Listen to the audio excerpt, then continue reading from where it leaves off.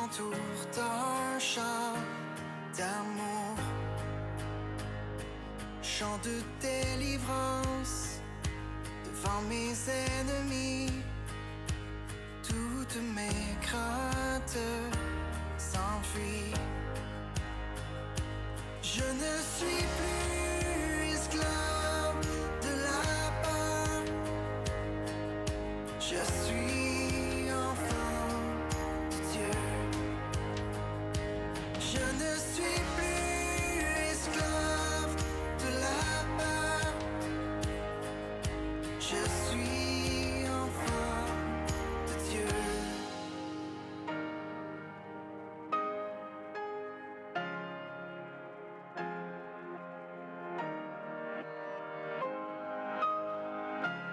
Avant ma naissance, tu m'avais choisi, appelé par mon nom.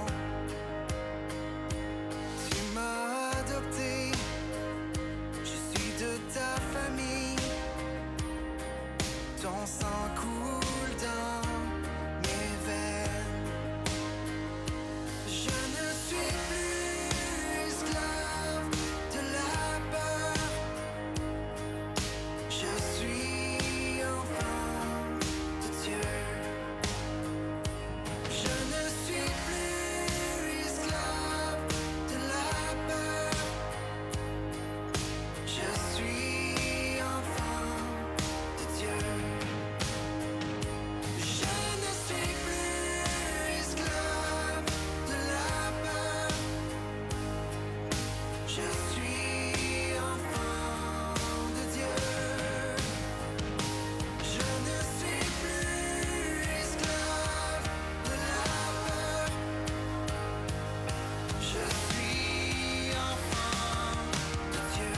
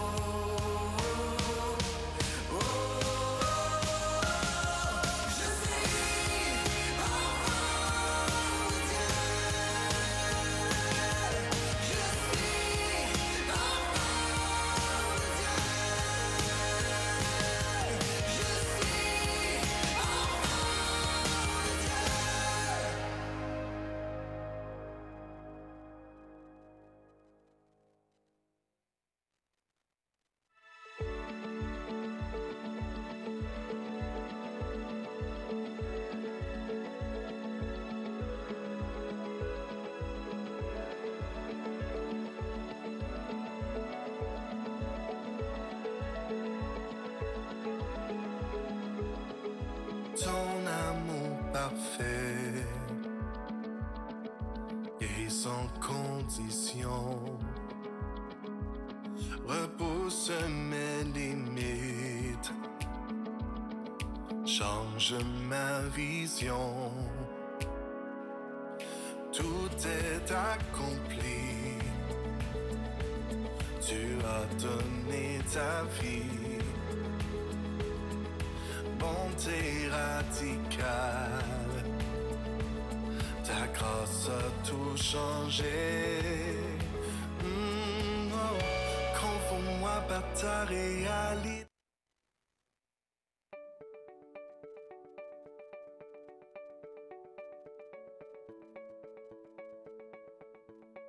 Bonjour, mon nom est Marie-France Bergeron et bienvenue à l'Église communautaire Mountain View, une église où tous sont invités à découvrir et expérimenter Jésus pour ensuite influencer leur communauté. Pour ceux de vous qui sont nos invités pour une première fois, sachez que nous sommes un groupe de croyants passionnés par une foi en Jésus. Comme vous pouvez le constater, nous sommes également multigénérationnels. Les gens associés à notre Église sont à différents niveaux dans leur parcours de foi et notre désir est que chacun soit rencontré dans son besoin spirituel. Vous allez découvrir que nous sommes une Église qui aime chanter et proclamer la parole de Dieu. Alors, bienvenue à cette célébration.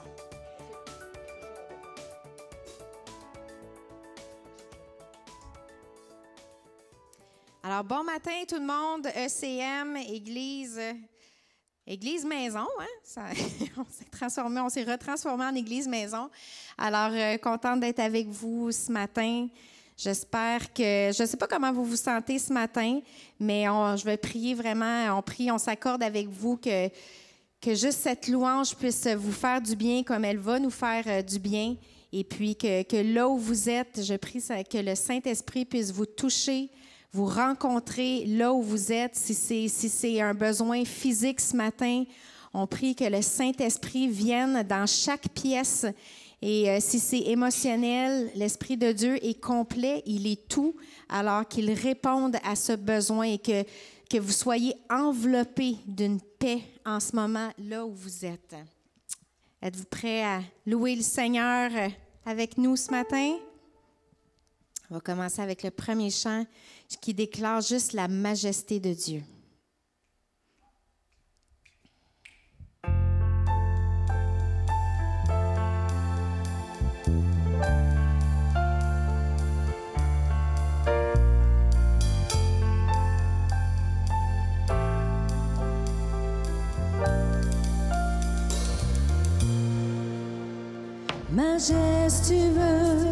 Majestueux, oh Dieu, tu es majestueux, la sainteté convient à ta maison. Si glorieux, oh Dieu, tu es si glorieux, mon être entier s'incline devant toi. Je te loue encore et encore, je te loue encore et encore, du lever jusqu'à la fin du jour. Digne es-tu Jésus, digne es-tu Jésus, majestueux, majestueux. Oh Dieu, tu es majestueux, la sainteté convient à ta maison. Si glorieux, oh Dieu, tu es si glorieux, mon être entier s'incline devant toi. Je te loue encore et encore,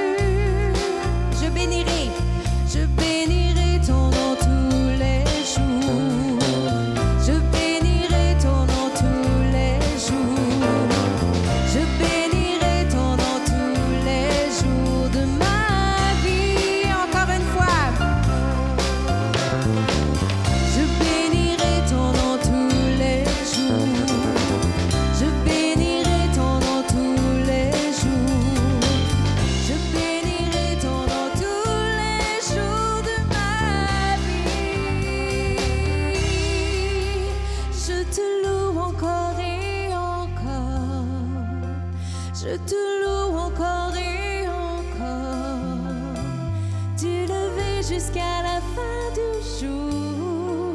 Digne es-tu, Jésus, digne es-tu, Jésus. Je te loue encore et encore. Je te loue encore et encore. T'élever jusqu'à la fin du jour. Digne es-tu, Jésus, digne es-tu. Je te loue encore et encore. Oh, du lever du soleil jusqu'à la fin du jour. Je te loue encore et encore. Tu es bon, Jésus. Tu es bon, Seigneur. Tu es bon, Seigneur. Je te loue encore et encore. Je te loue encore et encore. Du lever jusqu'à la fin du jour. Digne es-tu, Jésus. Digne es-tu, Jésus.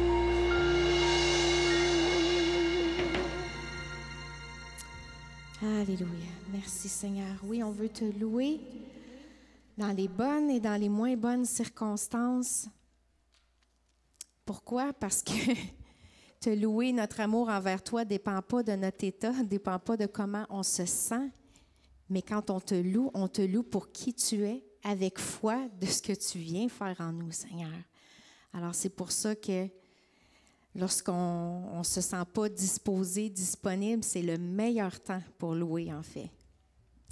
Alors, on va continuer avec le prochain chant qui est « Offrons au Seigneur reconnaissance ». Il y en a-tu qui ont des raisons pour être reconnaissants ce matin? Hein, je pense à ma mère qui est à la maison, juste d'être en vie, c'est pas mal une reconnaissance. En tout cas, moi, je suis reconnaissante qu'elle ait passé au travers. Et je sais qu'il y a beaucoup d'autres aussi là, qui ont vécu toutes sortes de choses. Alors, juste pendant qu'on va chanter ce chant-là, pensez, nommez, comptez les bienfaits dans votre vie et juste louez et soyez reconnaissants juste pour tout ce qu'il fait et ce qu'il va faire. Amen.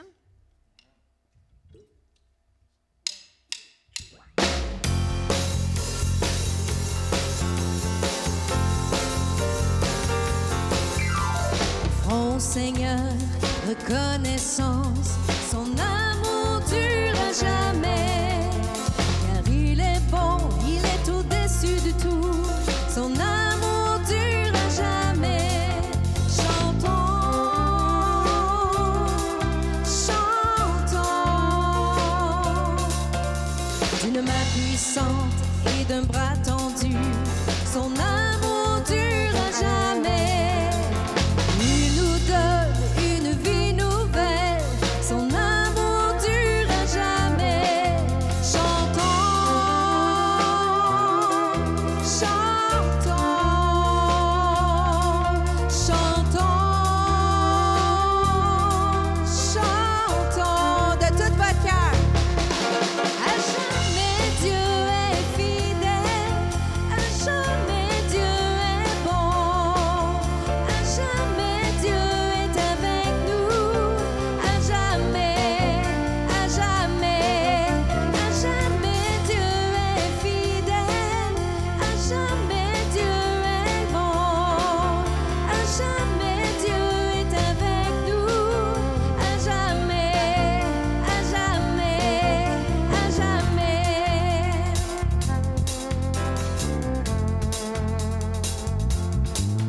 Du lever du soleil jusqu'à son coucher, son amour dure à jamais. Par la grâce de Dieu, oui, nous persévérons, son amour dure à jamais. Chantons, chantons, oui, chantons, chantons. À jamais Dieu est fidèle, à jamais Dieu est bon, à jamais Dieu est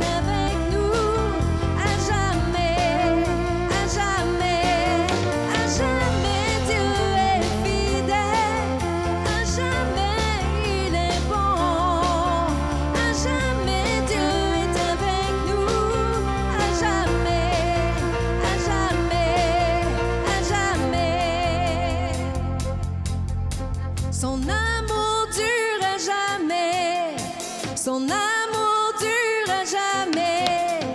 Son amour dure à jamais.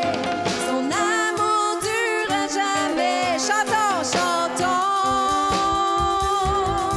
Oui, chantons, chantons, chantons. Chantons, nous chantons. À jamais Dieu est fidèle.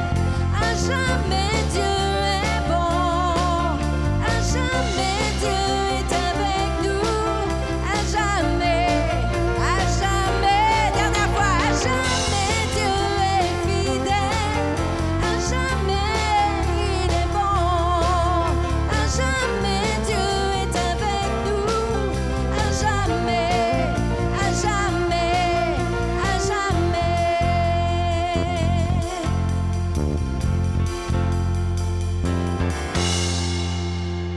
Alléluia. Wouh! T'es en train de me réveiller, là, hein? Ce corps qui était endormi est en train de s'éveiller. Une petite gorgée. Ce matin, André va nous parler des bases de la foi, des bases de la vie chrétienne. Et puis, c'est pour ça qu'on va se préparer d'avance, on va se mettre dans cet état d'esprit, on va se rappeler notre credo, le pourquoi, la fondation de notre foi, sur quoi repose notre foi, en quoi on croit. Alors, je vous invite au prochain chant, qui est « Oui, je crois ».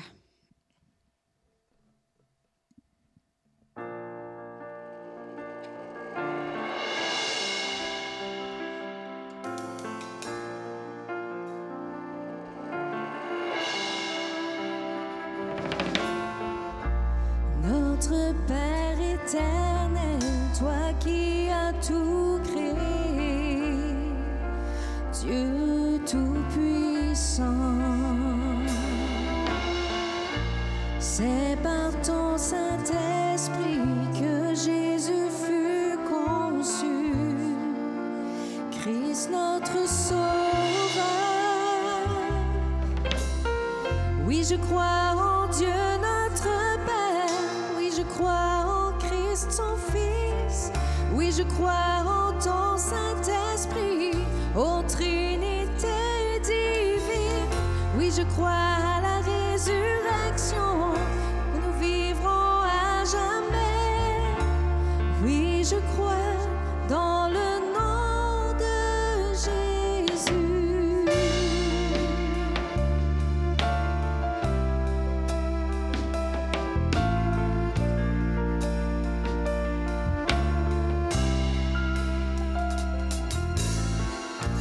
Notre juge défenseur, tu souffris à la croix.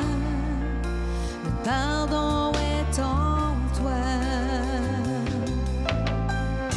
Descendu jusqu'aux ténèbres, tu es ressuscité. À jamais élevé. Oui, je crois en Dieu notre Père. Oui, je crois en Christ son Fils. Oui, je crois en ton Saint-Esprit, ô Trinité divine. Oui, je crois à la résurrection, que nous vivrons à jamais. Oui, je crois dans le nom de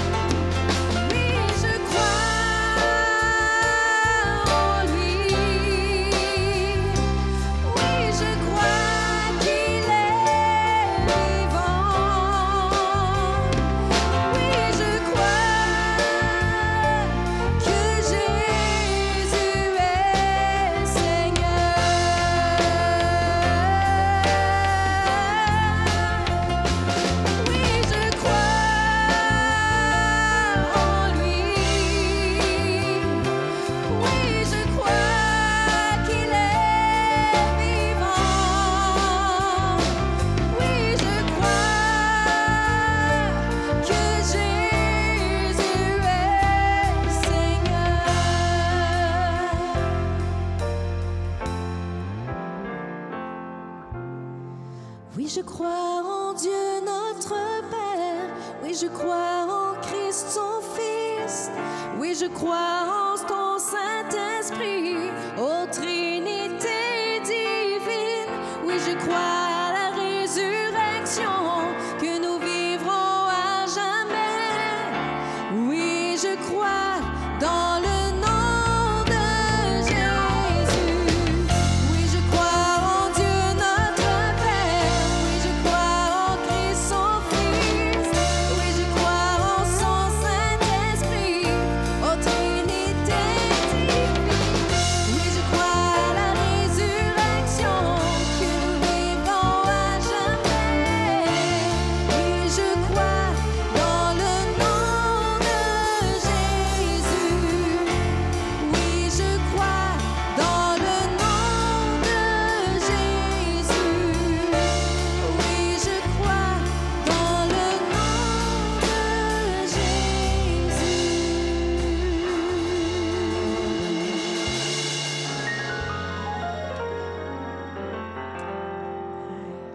Jésus. Sois loué, Seigneur. Sois exalté. Oui, nous croyons, Seigneur, en ton Saint-Esprit et plus que jamais, nous en avons besoin dans ces temps, Seigneur. On veut prier pour tous ceux qui... pour toute la division qu'il peut y avoir dans le corps de Christ, dans les familles, à cause de toute cette polémique, Seigneur. Je te prie que on puisse outrepasser ça, Seigneur, que les gens puissent outrepasser ça et juste se rappeler qu'on est tous des êtres humains, Seigneur. On est tous des êtres humains avec un droit de choix, avec un droit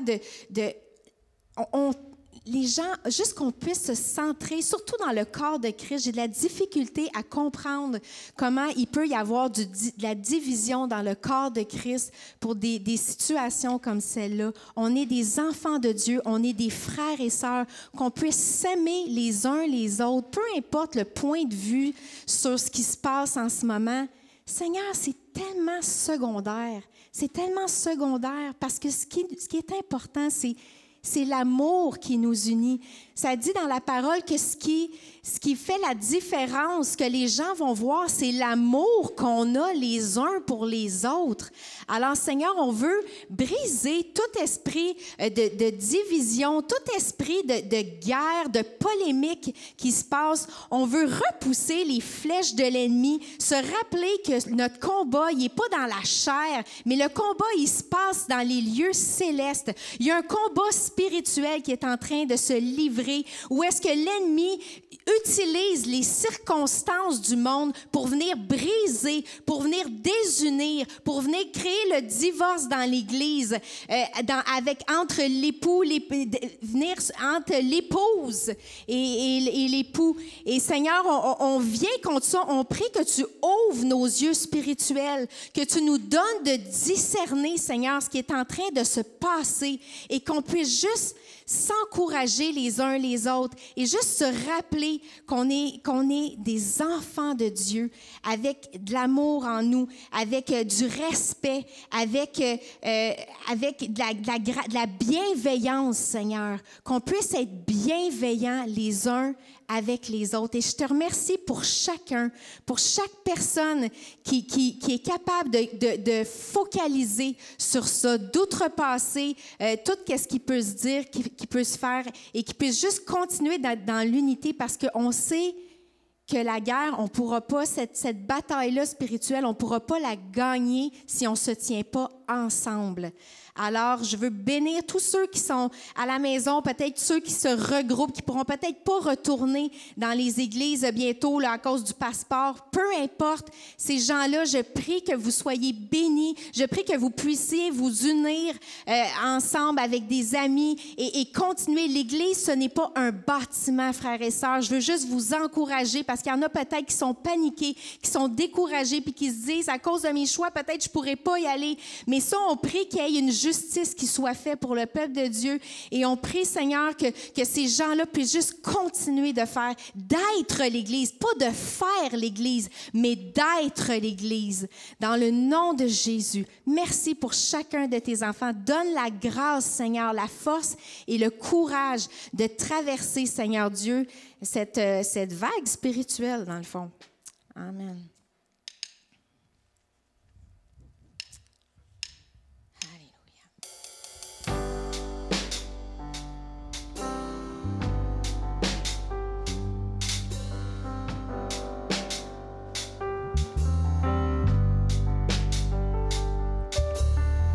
Ce lieu que mon cœur chérit est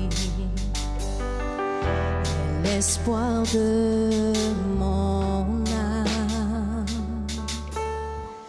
l'emblème de mon salut, cette croix à Golgotha. Comment pourrais-je expliquer ce grand amour pour moi, que Jésus fut crucifié pour me donner la vie. La croix seule me suffit, rien d'autre je désire.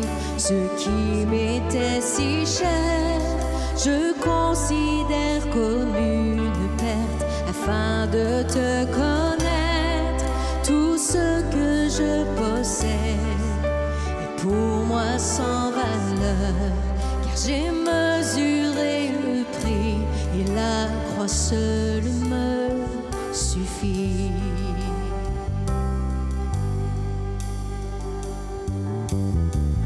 Ma confiance n'est pas dans l'or, ni les richesses du monde. Ma confiance est en Jésus et en aucun autre nom. La croix seule me suffit, rien d'autre je désire. Ce qui m'était si cher, je considère comme une perte, afin de te connaître. Tout ce que je possède est pour moi sans valeur, car j'ai mesuré le prix et la croix seule me suffit.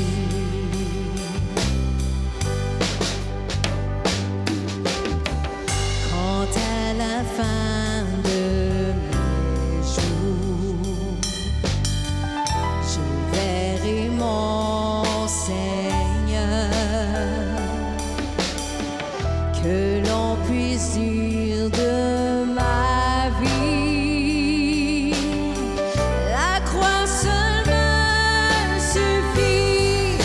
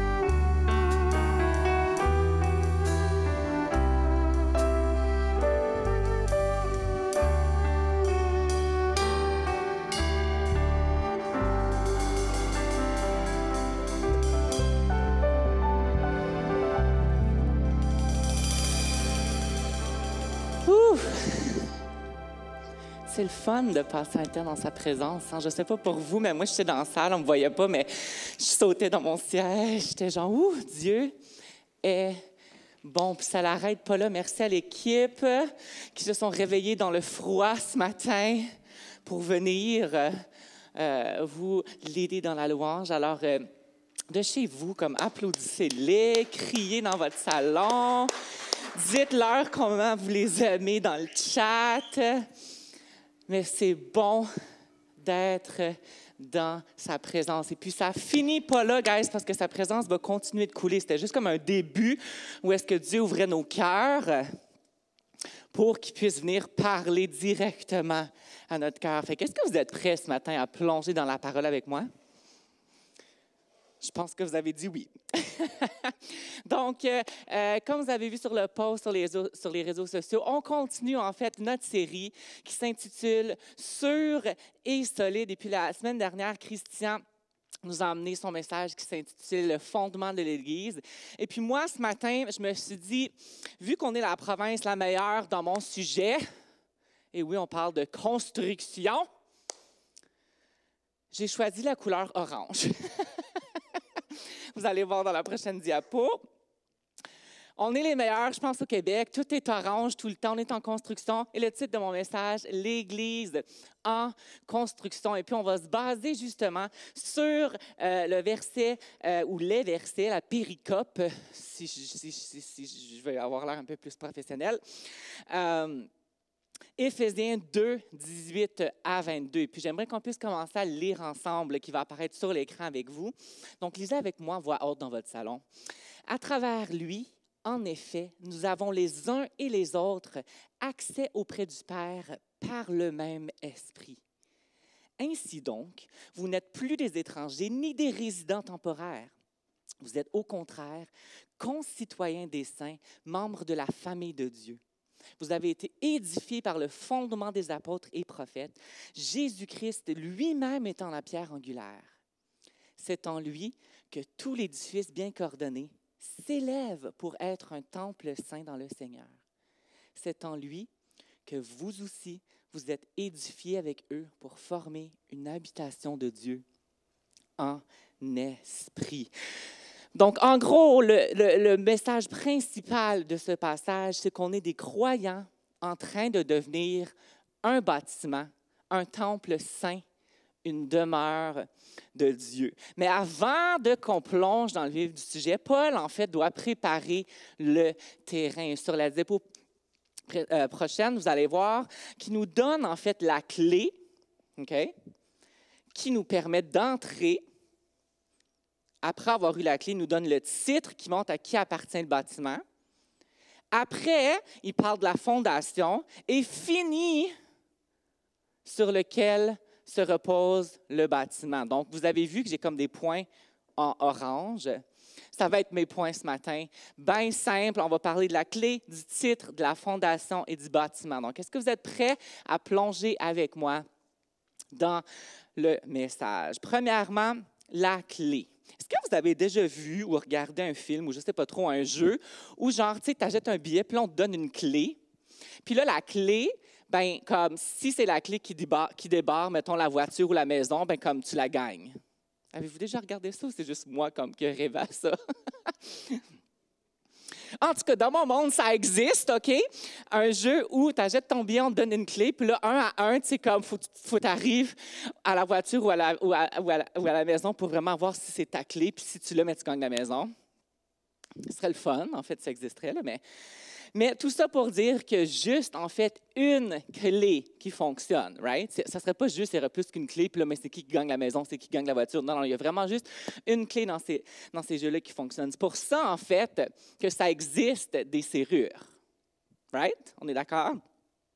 Et puis, seuls ceux qui ont la clé peuvent débarrer la serrure. Même s'il existe des millions de clés dans le monde, il y a juste une clé qui peut fonctionner avec cette serrure-là. Puis on voit en fait dans le verset, à travers lui, en effet, nous avons les uns les autres accès au Père, auprès du Père, pardon, par le même esprit. Puis ce verset-là, en fait, si on y va juste, On commence avec le 2,18. On voit 3 choses, en fait, dans le verset en question.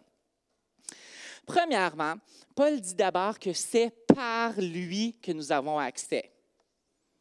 C'est par qui? Répondez en ligne. Eh bien oui, Paul, en fait, parle de Jésus. Donc, c'est par Jésus et par ce qu'il a fait à la croix. Justement, le dernier chant de la croix nous suffit parce que c'est ça qui a rétabli notre accès auprès du Père. La deuxième chose, en fait, qu'on voit dans ce verset-là, c'est que c'est par un seul esprit. Puis il s'agit, en fait, de son Saint-Esprit. C'est lui, en fait, qui habite en nous, qui nous scelle et qui nous introduit dans la présence de Dieu. Puis si on regarde le verset, la troisième chose qu'on voit, c'est qu'on a accès au Père. Auparavant, avant qu'on soit sauvé à cause de notre péché, on était séparés en fait de Dieu. Mais à cause de ce que Jésus a fait, à cause que le Saint-Esprit habite en nous, nous avons maintenant accès au Père. Qu'est-ce que ça signifie? Ça veut dire que n'importe où que tu es, peu importe si tu es à Timbuktu, pourquoi on dit toujours ça comme expression? Je ne sais même pas c'est où, ça existe-tu? Ça existe, mais c'est loin qu'on me fait dire. Même si tu es à l'autre bout du monde, même si tu es juste là, même si tu es dans la toilette, même si tu es dans ta douche, peu importe où tu es, à n'importe quelle heure de la journée, tu as accès au Père. Et puis là, vous vous demandez, ouais, mais comment? À travers la prière et à travers l'étude de la Bible. Une fois, en fait, que vous avez obtenu cette connexion-là, guys, la bonne nouvelle, c'est qu'il n'y a absolument rien au monde. Mon fils rirait parce qu'il aime ça quand je fais rien au monde peut enlever cette connexion-là ou peut l'interrompre. On a une ligne directe au Père. Et puis la tristesse là-dedans, c'est que je pense qu'à travers les années, je parle peut-être pas pour tout le monde, mais je me dis comme peut-être 99% des gens, c'est qu'on a perdu en fait cette excitation-là de comme j'ai la connexion avec mon Père, puis je peux y parler n'importe quand. Je ne sais pas pour vous, mais j'ai l'impression qu'on a perdu l'excitation de cette intimité-là. Donc ma prière pour moi-même, pour cette Église, pour vous, pour toi en ligne, c'est que nous revenions à une compréhension du pouvoir et du privilège des temps de prière et des temps personnels avec Dieu. Pensez-y, là, OK? Là, il faut que je lise ça parce que cette phrase-là est trop bonne. Par la prière, quand je vais être intense, je frappe, OK? Fait que par la prière, on peut entrer dans la salle du trône de Dieu. On peut s'agenouiller devant le souverain de l'univers et s'adresser à lui en tant que Père. Je vais la relire parce que c'est trop beau. Par la prière, on peut entrer dans la salle du trône de Dieu. On peut s'agenouiller devant le souverain de l'univers et s'adresser à lui en tant que Père. Est-ce qu'on en profite réellement, guys? Je pourrais être le premier à dire des fois que non, je profite plutôt de me plaindre puis de chialer. On dirait que ça vient plus naturel chez moi. Je ne sais pas si c'est le même chez vous. Mais ça me vient plus naturel de chialer que de dire comme « Ah, mais là, ça serait un bon temps de passer un temps avec Dieu, de voir les bonnes choses, comme tu as dit, Marie-France, de regarder aux bénédictions qu'il m'a données. » Je vous encourage ce matin. Puis un à côté, en fait, si on voit ce verset-là, c'est que c'est un excellent verset, en fait, qui parle de la Trinité. On le voit, on parle de Jésus, on parle du Saint-Esprit et on parle du Père, ce qui nous ramène, en fait, aux bases, au credo, aux fondations de ce qu'on croit. C'est un beau chant, hein? Oui, je crois. On va le refaire tantôt, OK? Je ne vais pas vous dire comme, on va le refaire tantôt. Donc, on peut dire que premièrement, la clé, pour obtenir la clé, c'est qu'on doit accepter Jésus comme Seigneur et Sauveur dans notre vie. C'est la clé, mes amis, c'est la clé qui va permettre que ton bâtiment et le bâtiment de l'Église puissent se construire. Donc, premier point, c'était la clé.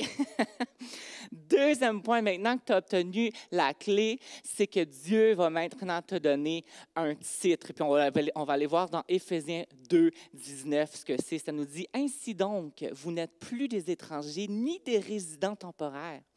Vous êtes au contraire concitoyens des saints, membres de la famille de Dieu. » Donc, tout comme il y avait 3 parties au premier verset, j'ai 3 parties aussi à ce verset-là qui est Éphésiens 2, 19. Premièrement, on voit en fait le titre qu'on avait auparavant. Donc, auparavant, on était des étrangers et des résidents temporaires. Mais si tu acceptes la clé, du premier point,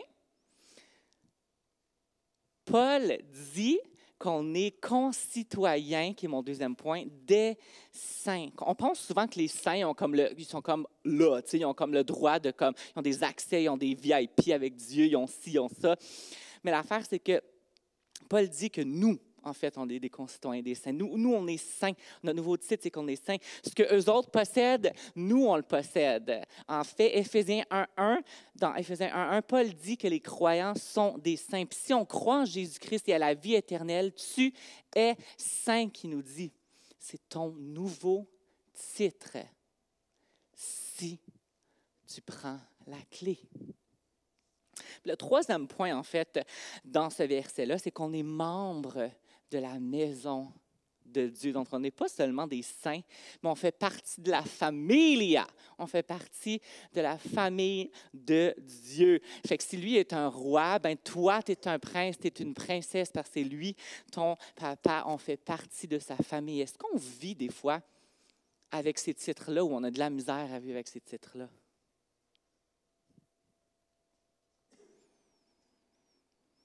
Fait qu'il y a une étape, par exemple. Tu ne peux pas passer par-dessus la clé puis tout de suite avoir le titre. No, no, no. Mon fils rirait aussi, je fais ça. No, no, no. Premièrement, tu obtiens la clé. Deuxièmement, Dieu te donne ton nouveau titre. Puis une fois que tu as ton nouveau titre, c'est là que Dieu dit, OK, let's go. On va travailler la fondation. Qui est mon troisième point, qu'on voit dans Éphésiens 2, 20, qui dit « Vous avez été édifiés sur le fondement des apôtres et prophètes, Jésus-Christ lui-même étant la pierre angulaire. » J'écoute en fait vraiment beaucoup de shows présentement sur HGTV, est-ce qu'on dit ça en français? Ou on peut juste dire HGTV. En tout cas, c'est des shows de rénovation. J'aime vraiment ça, des shows de rénovation, qu'on prend une maison super laide puis on la fait super belle. Des fois, je ne comprends vraiment pas leur budget parce que ça coûte absolument rien faire une maison là-bas. Mais en tout cas, ça pour dire que j'ai comme compris, tu sais, que la fondation, c'est la partie comme la plus importante d'un bâtiment. Hein? On ne se le cachera pas. C'est vraiment important que le fondement ou la fondation soit solide afin que la maison puisse être construite dessus. Et puis, la vérité que je vais vous dire ce matin, c'est que c'est la même chose pour nos fondements spirituels. Puis, une image, en fait, qui va apparaître à l'écran, je vous ai représenté, en fait, nous, en fait, on est le temple. Le chrétien qui est nouveau-né, on est le temple. Et puis, les fondements de l'Église, en fait, c'est la parole de Dieu. Et puis, vous allez voir, je vais faire du sens avec le verset. Puis, le verset, premièrement, nous dit, « Vous êtes édifiés sur le fondement des apôtres et prophètes. » Donc, si on continue et on ajoute sur l'image, le premier, c'est celui des apôtres. Et puis les apôtres, bien sûr, étaient ceux qui ont personnellement témoigné de Jésus et ont été enseignés directement par lui. Et puis on voit en fait que c'est le Nouveau Testament.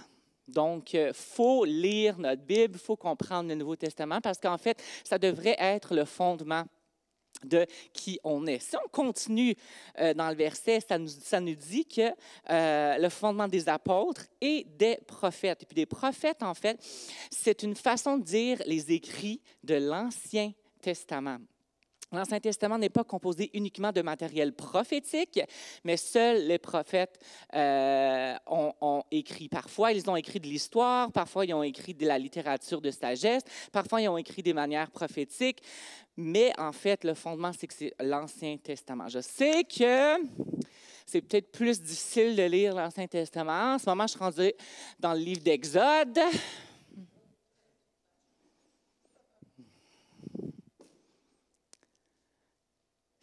C'est pas toujours le fun de lire le chapitre de l'Exode, mais tout ça pour dire que si on veut un bon fondement, on doit lire l'Ancien et le Nouveau Testament.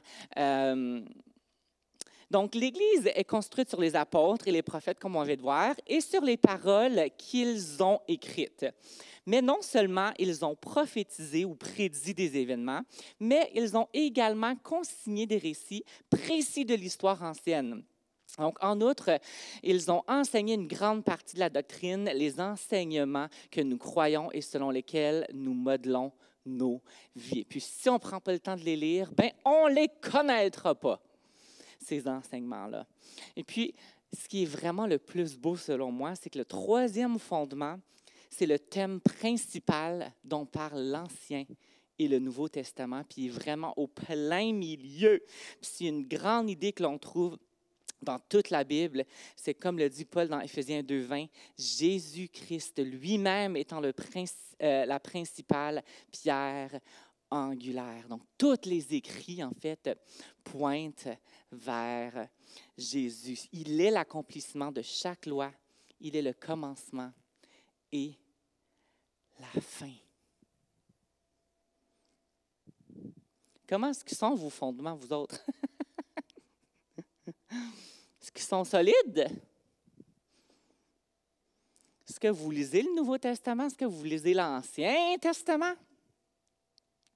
Est-ce que vous passez du temps avec Jésus? Est-ce que c'est lui, votre pierre angulaire?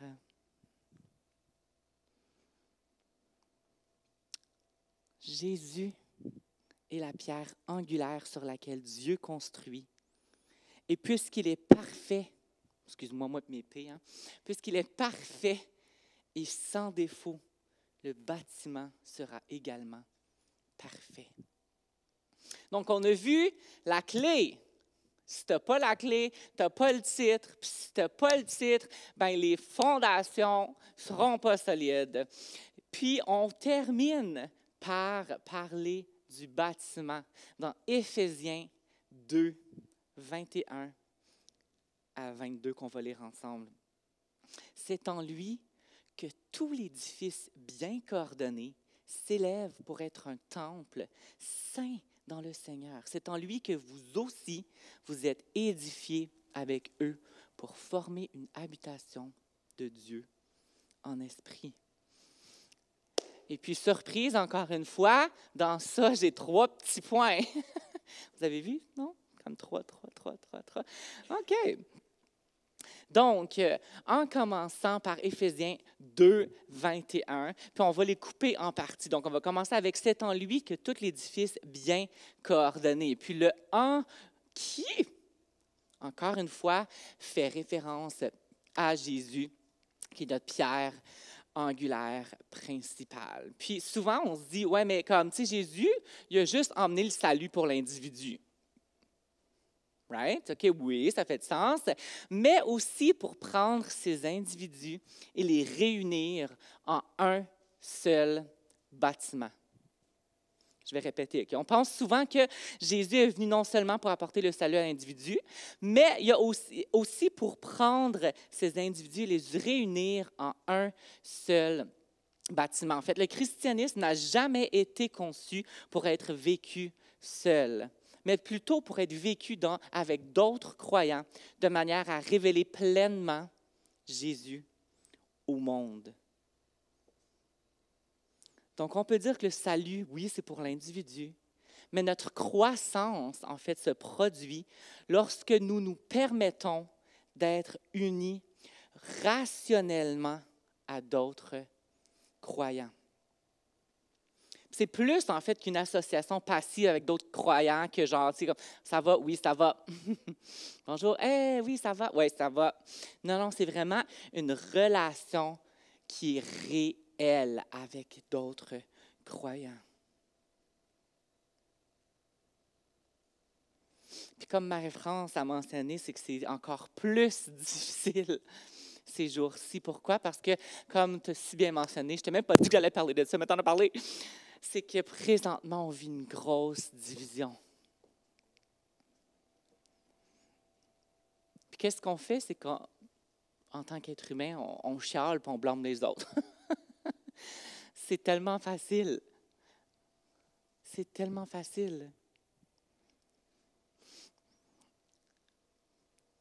Mais c'est dans ces moments comme ça que c'est encore bien plus important de se réunir. Parce qu'ensemble, on grandit. Ensemble, le bâtiment de Dieu devient plus gros. Donc, pourquoi est-ce qu'on se divise? Pourquoi est-ce qu'on est... Toi, tu es vacciné, toi, tu n'es pas vacciné, toi, tu es ci, pourquoi qu'on pointe du doigt? Alors que c'est le moment le plus important en ce moment de se réunir, de se supporter, de s'aimer.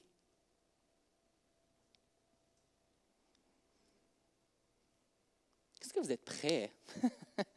Moi, je suis comme, OK, moi, je vais être le 2x4 comme ça. Toi, tu peux être l'autre 2x4 comme ça. Let's go, on va le bâtir, ce bâtiment-là. Puis il va être énorme, puis Dieu va être dedans. Puis Dieu va comme tellement être dedans qu'il va déborder que là, l'autre voisin va être comme, moi, je vais être un 2x4. Puis là, l'autre voisin, ben moi, je vais être la fenêtre. Est-ce que vous êtes prêts? Moi, je suis comme excitée de bâtir cette maison-là avec vous. Mais si on ne s'unit pas, puis si on n'arrête pas de juger son prochain,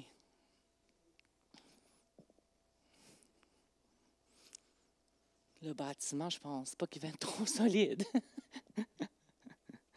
Continuons, 2:21, la prochaine partie qui nous dit « S'élève pour être un temple saint dans le Seigneur ». Et puis on est conscient que dans l'Ancien Testament, la présence de Dieu, en fait, se trouvait dans le Saint des Saints, où est-ce que, tu sais, le plus sacré des temples, où est-ce que, tu sais, le petit n'importe qui n'y avait même pas accès. En fait, il y avait juste le grand prêtre que lui pouvait aller, mais juste une fois par année, parce que s'il allait les autres fois, bien, il pouvait mourir parce que la gloire de Dieu était tellement grande qu'elle allait mourir. Paf, pif, paf, drette là. Mais lorsque Jésus est mort sur la croix, le voile qui séparait l'homme de Dieu dans le temple s'est déchiré en deux.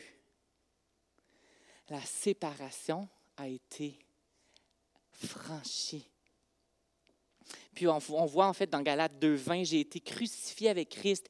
Et si je vis, ce n'est plus moi qui vis, c'est Christ qui vit en moi. Vous connaissez ce vieux chant-là? Ce n'est plus moi qui vis, alléluia. Vous connaissez? C'est Jésus qui vit en moi. Ça me fait toujours penser à ce chant-là. Sans continuer, Matthieu 18:20 nous dit, « Car là où 2 ou 3 sont assemblés en mon nom, je suis au milieu d'eux. » En fait, les deux sont nécessaires et l'un ne peut pas remplacer l'autre. Nous devons le connaître à la fois individuellement et collectivement si nous voulons accomplir le dessein et le plan de Dieu pour nos vies.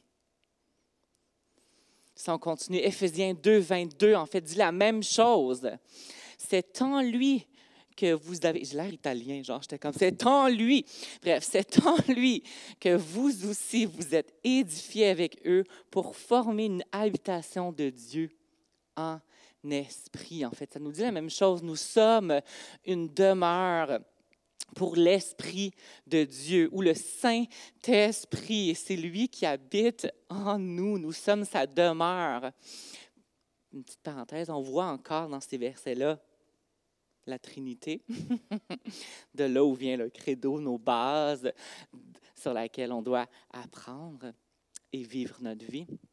Puis un bâtiment en Jésus, on est un temple pour le Seigneur, on est une demeure en fait pour le Saint-Esprit. Dieu le Fils, Dieu le Père, Dieu le Saint-Esprit. C'est ce que nous sommes, Et c'est ce que nous devenons. C'est notre présent et c'est notre avenir.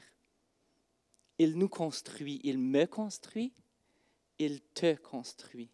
Nous sommes en fait les pierres qui composent l'édifice dans lequel Dieu habite par son Saint-Esprit et dont Jésus est la pierre angulaire. Donc, on peut donc dire, en fait, avec tout ce qu'on vient de voir, que la croissance d'une Église commence par toi.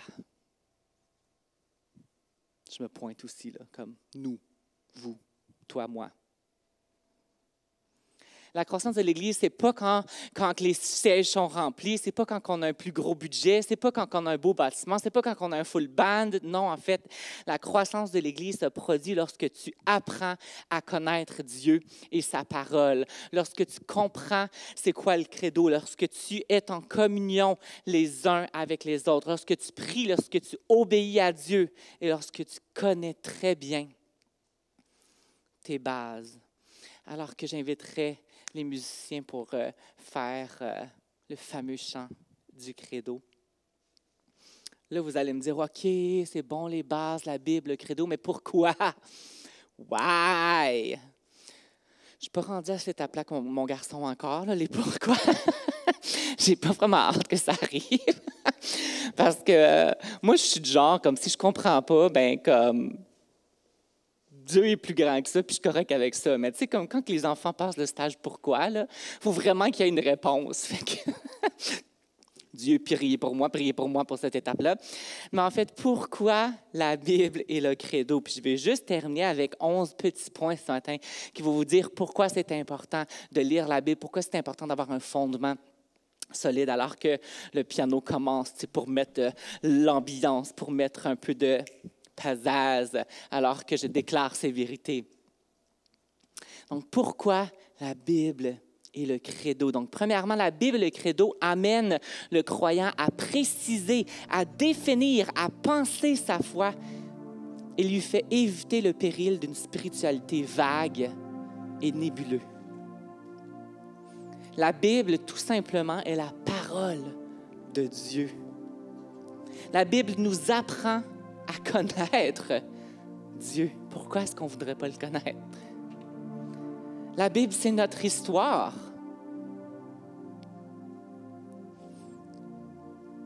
Ces écrits, en fait, distinguent notre foi de celle des autres, facilitant ainsi la discussion, la saine critique et le libre examen. Ces outils nous permettent de distinguer le vrai du faux et nous guide dans notre vie chrétienne. La Bible nous transforme, tout simplement. Qui ne veut pas être transformé? En tout cas, moi, j'en ai besoin, beaucoup de transformation. La Bible est la solution à tous nos problèmes. Pas juste un problème, à tous nos problèmes. La Bible est une arme puissante. C'est un témoignage à ce qui est pour nous la vérité. Il manifeste au monde d'une façon objective quel est le fondement de notre foi et de notre espérance.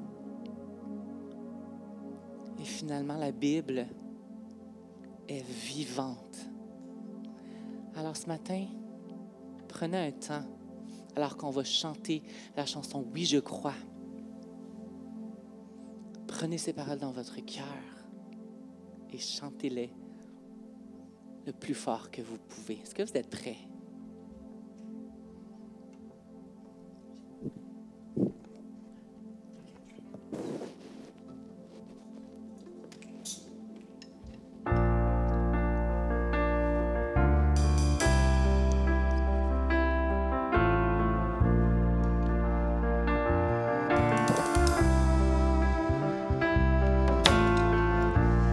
Notre Père éternel, toi qui as tout créé, Dieu tout-puissant, c'est par ton Saint-Esprit que Jésus fut conçu, Christ notre Sauveur. Oui, je crois en Dieu notre Père. Oui, je crois en Christ son Fils. Oui, je crois en ton Saint-Esprit, ô Trinité divine. Oui, je crois à la résurrection, que nous vivrons à jamais. Car oui, je crois dans le nom de Jésus.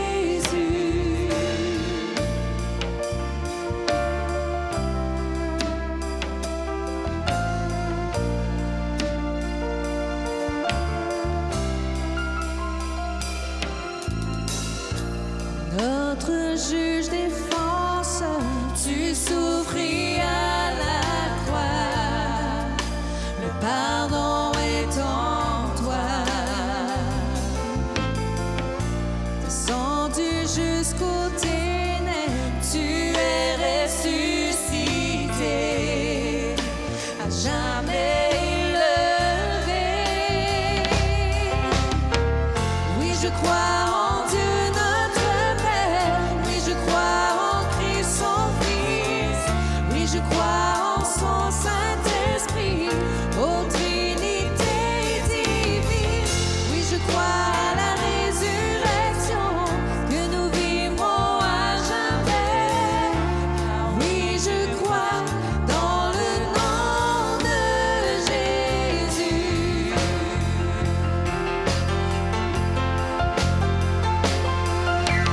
Oui, je crois en lui. Oui, je crois qu'il est vivant. Oui, je crois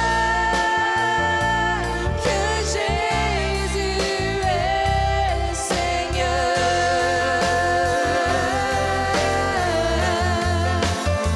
Oh oui, je crois en lui. Oui, je crois qu'il est vivant. Oui, je crois que Jésus est Seigneur.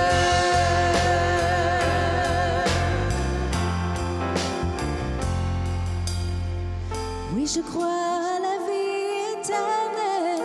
Je crois qu'une des vierges il est né. Je crois à la communion des saints et en ta sainte Église. Oui, je crois à la résurrection quand Jésus reviendra. Car oui, je crois dans le nom de Jésus. Oui, je crois en Dieu notre Père. Oui, je crois en Christ son Fils. Oui, je crois en son Saint-Esprit, ô Trinité divine. Oui, je crois à la résurrection, que nous vivrons à jamais. Car oui, je crois dans le nom de Jésus. Dernière fois. Oui, je crois en Dieu notre Père. Oui, je crois en Christ son Fils. Oui, je crois en ton Saint-Esprit, ô Trinité divine. Oui, je crois à la résurrection, que nous vivrons à jamais. Car oui, je crois dans le nom de Jésus. Car oui, je crois dans le nom de Jésus. Car oui, je crois dans le nom de Jésus.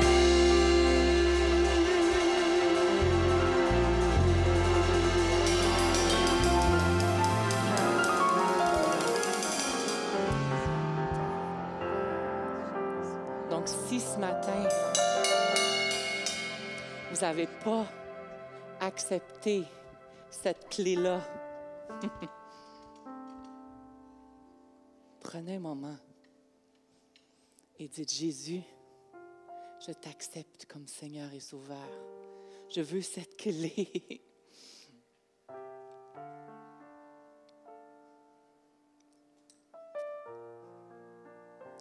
Si vous avez fait ce pas-là et vous avez la clé en main, ma question pour vous, c'est est-ce que vos fondements sont solides? Est-ce que vous prenez le temps de lire la Bible, le Nouveau, l'Ancien Testament? Est-ce que vous prenez le temps dans la prière afin que Dieu puisse vous bâtir?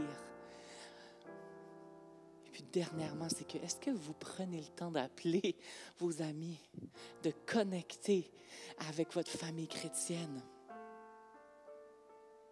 pour que l'Église, le bâtiment où Dieu habite par son Saint-Esprit, soit solidifié?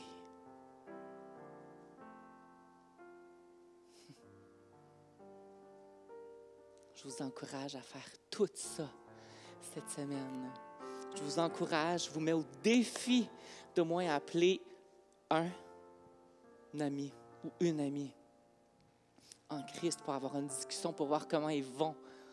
Ça commence par toi, ça commence par moi. Est-ce que je fais l'effort pour que le bâtiment de l'Église grandisse?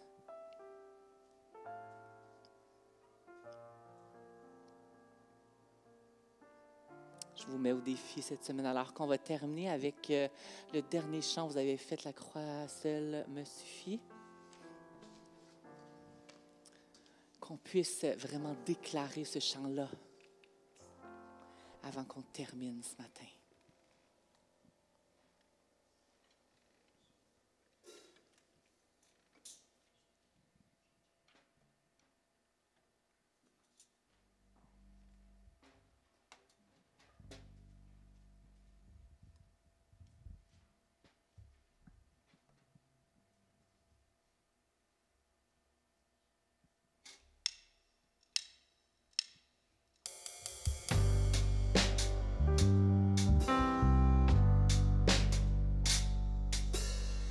Ce lieu que mon cœur chérit est l'espoir de mon âme, l'emblème de mon salut, cette croix à Golgotha.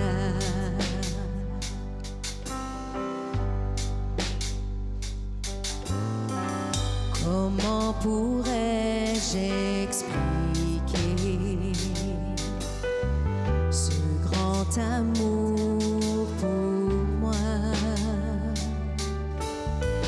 que Jésus fut crucifié pour me donner la vie. La croix seule me suffit, rien d'autre je désire. Ce qui m'était si cher, je considère comme une perte, afin de te connaître. Tout ce que je possède est pour moi sans valeur, car j'ai mesuré le prix et la croix seule me suffit.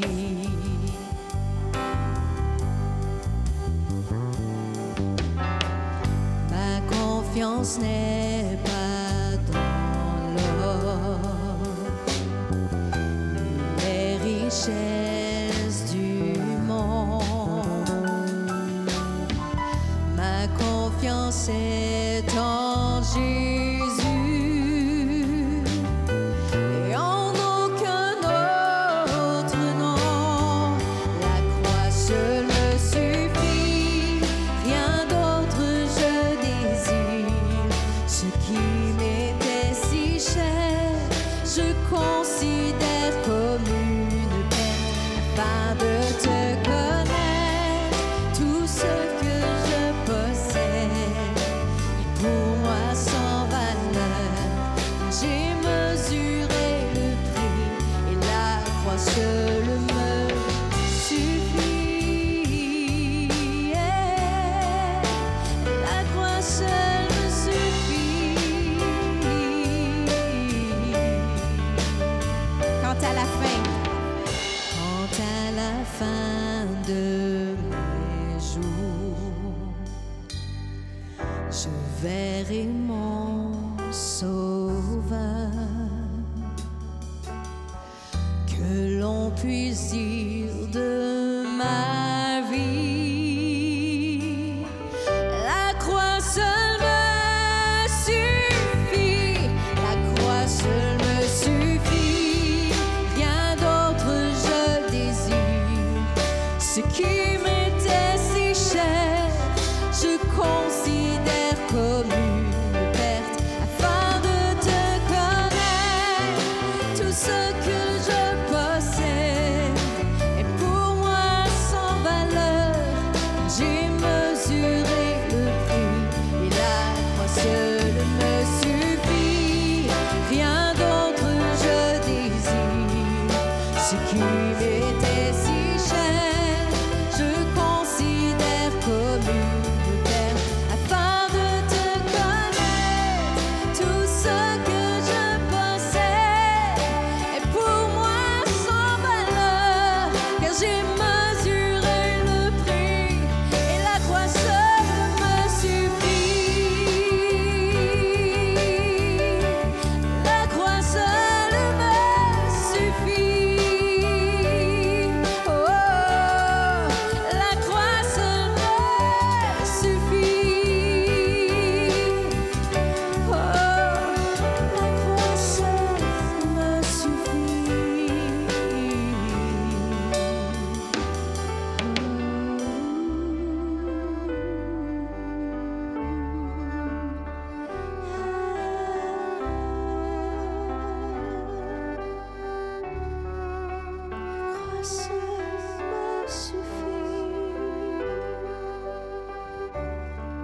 La croix seule te suffit. Dis-le ce matin. La croix seule me suffit.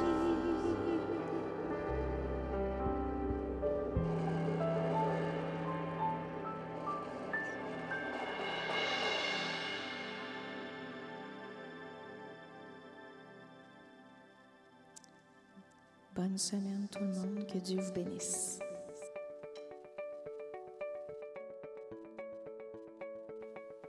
Merci d'avoir participé au service de l'Église communautaire Mountain View. Quel plaisir de pouvoir louer Dieu avec vous ce matin. Si vous voulez écouter ce message à nouveau ou encore trouver la banque de tous nos messages, visitez notre site web au www.ecmountainview.org et trouvez l'onglet Enseignement. Vous y trouverez tous les messages en version vidéo et en version podcast. Pour toute autre question, veuillez nous contacter par courriel à info@ecmountainview.org. Je vous laisse avec ce dernier verset dans Colossiens chapitre 3 qui nous encourage que peu importe ce que nous faisons, de le faire de bon cœur comme pour le Seigneur. Sur ce, passez une belle semaine et en espérant vous revoir la semaine prochaine.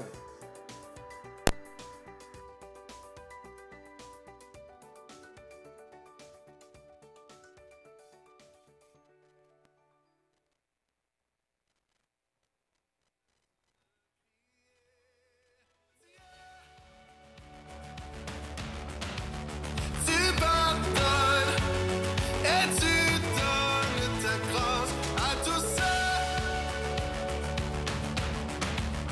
qui ont placé leur foi en toi. Jésus, tu ignores nos passés, guéris nos cœurs brisés, tu cherches les perdus et les ramènes à ton chemin, le chemin de la croix.